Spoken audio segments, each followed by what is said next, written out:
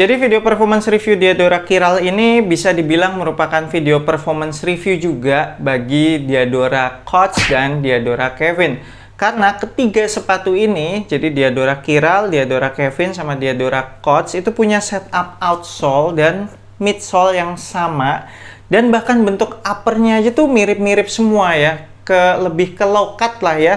Bentuknya mirip, terus juga paling cuma beda upper material lah. Nggak akan bikin perbedaan yang signifikan. Jadi kalau abas kalian pengen beli sepatu basket antara Diadora Coach atau Diadora Kevin, bisa dijadiin acuan nih video performance review Diadora Chiral ini.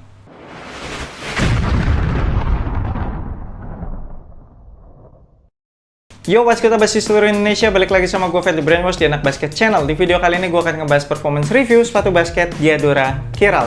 Kita mulai dari traction. Untuk di lapangan indoor yang bersih sama sekali nggak ada masalah, menggigit dengan sangat baik. Semua manuver juga tercover dengan sangat baik. Kemudian kalau dipakai main di lapangan basket outdoor, kinerja tractionnya nggak menurun jauh sih, nggak beda jauh menurut gue. Kalau dibandingin dengan lapangan indoor yang bersih, cukup surprise juga, gue cukup kaget dengan pola tractionnya yang unik ini kan. Jadi kayak cuma kayak garis-garis gitu, tapi memang dia traction patternnya tuh dibikin kayak dalam-dalam, terus kayak apa ya, dibikin serong ke depan gitu loh, kayak lebih condong ke depan. Mungkin bentuk traction patternnya ini nih yang bikin dia tuh bisa bekerja dengan optimal di lapangan basket outdoor, bahkan yang berdebu sekalipun. Udah gitu traction patternnya juga berjarak, jadi nggak gampang kemasukan kotoran ataupun kerikil. Dan soal durability-nya, setelah gue pakai sepatu ini beberapa kali indoor dan outdoor, kalau gue dorong-dorong traction patternnya sih masih pada keras-keras banget sih. Terus juga masih dalam-dalam ya, nggak kelihatan ada yang terkikis gitu, apalagi sampai botak. Justru malah di bagian heel nih yang agak terkikis nih traction patternnya, kayak ada penghapus-penghapusnya gitu loh. So, harusnya aman sih sepatu ini kalau mau buat tempur terus-terusan di lapangan outdoor. Kemudian bahan rubber outsole-nya termasuk yang squeaky.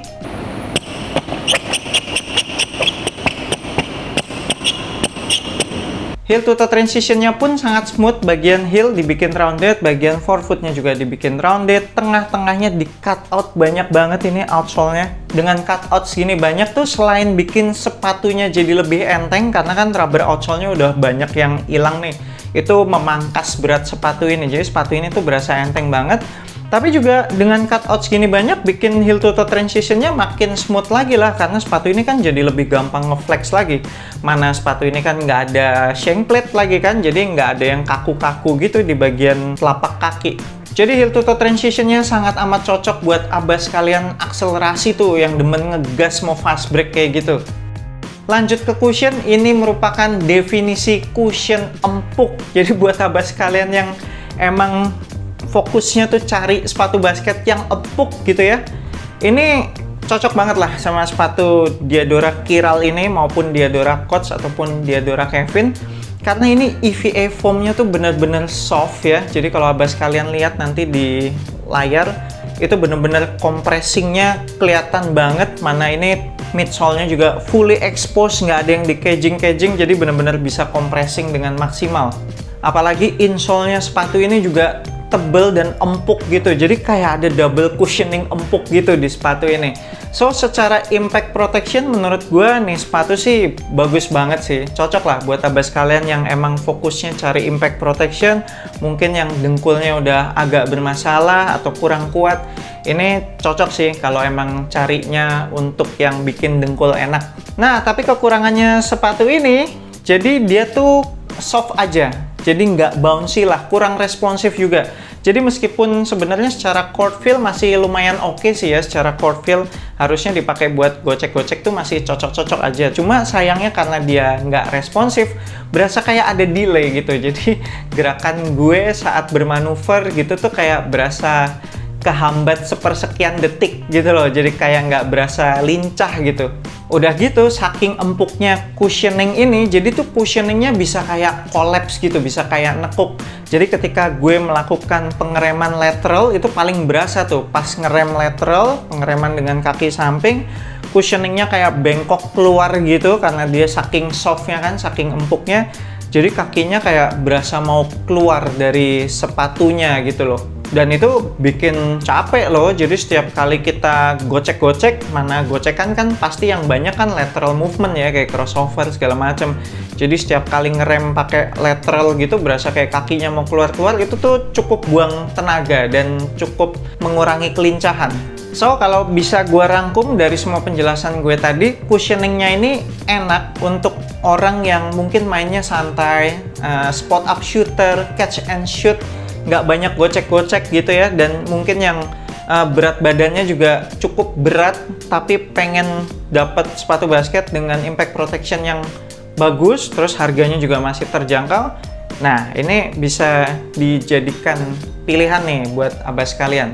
Lanjut ke materialnya. Kalau bicara upper material, no complaint lah ya. Dengan harga retail 799.000 ya nggak bisa mengharapkan upper material yang mewah gimana banget gitu kan, tapi ini material uppernya udah oke lah, full fabric dari depan sampai belakang, jadi itu bikin zero break in time dari awal penggunaan, udah langsung enak, langsung lentur mengikuti pergerakan kaki.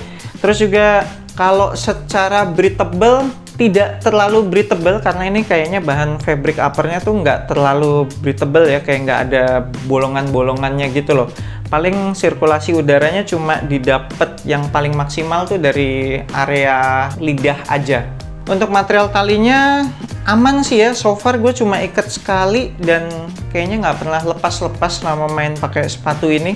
Padding lidah pas-pasan, jadi kalau abas kalian dapat sizingnya tepat ya ngikat tali sepatunya kan nggak ekstrim, jadi ya dengan padding segini pas-pas aja sih, nggak berasa ngeganjel di pergelangan kaki depan. Tapi kalau dapat sizingnya nggak tepat alias kegedean, dengan padding segini sih bakalan berasa ngeganjel sih di pergelangan kaki depan.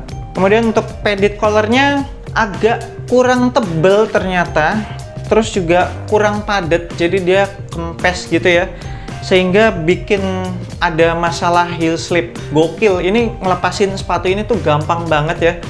Meskipun gue udah ikat tali sepatunya kenceng banget, tapi tetap aja tinggal injek bagian belakang sepatu ini, terus kakinya bisa molos keluar dengan sangat mudah.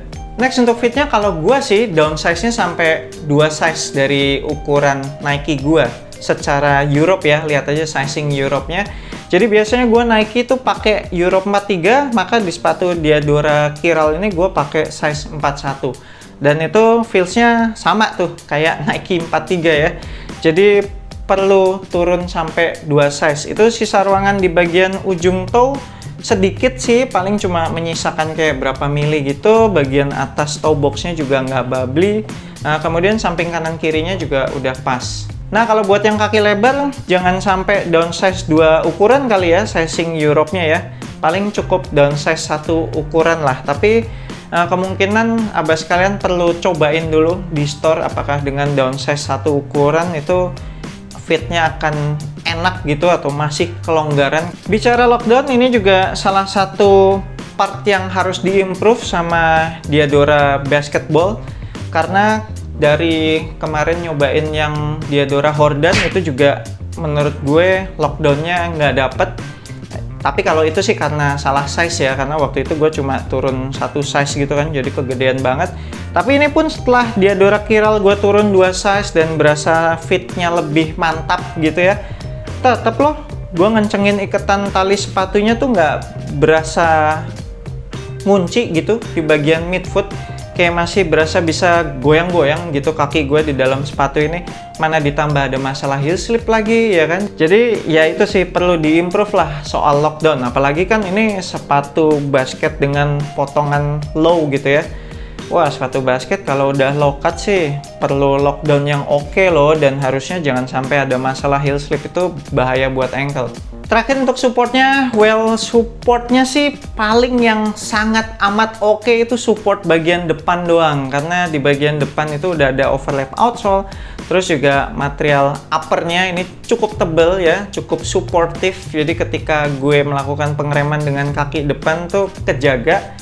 Nah, sisanya itu udah menurut gue perlu ditingkatkan lah. Kayak support bagian lateral, itu tadi ada masalah dengan si cushioning yang collapse tadi, ya kan? Padahal sayang sih sebenarnya secara upper material, secara fuse overlay segala macam itu udah cukup support loh. Cuma sayangnya itu tadi, masalah yang cushioning yang bisa collapse. Jadi kakinya kayak mau keluar-keluar gitu kalau melakukan pengereman lateral.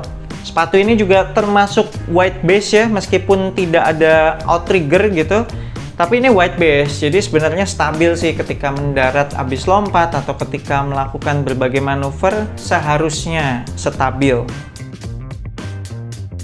Support bagian belakang ini internal TPU heel counternya lembek banget, masih bisa dipencet-pencet dengan mudah gitu. Jadi kayak bagian heel gua tuh nggak berasa dipeluk. Terus masih ada masalah heel slip tadi kan. Jadi kayak bikin ya ankle-nya free banget gitu, ankle-nya bebas banget gitu loh. Berasa nggak aman gitu, apalagi nih sepatu dengan potongan low cut seperti yang udah gue bilang tadi. Secara torsional support juga nggak ada, ini kan nggak ada shank plate nih sepatunya, jadi bener-bener gampang banget ditekuk-tekuk gini, gokil, no effort bro, dipelintir-pelintir kayak gini, sepatunya bener-bener rapuh gitu loh, secara build-nya kayak rapuh banget gitu. Jadi ya, well, begitulah. Oke lah, sekian performance review gue untuk sepatu basket Diadora Chiral ini, yang sekaligus juga bisa jadi acuan kalau mau beli sepatu basket Diadora Coach sama Diadora Kevin ya. Tadi udah gue jelaskan di awal video.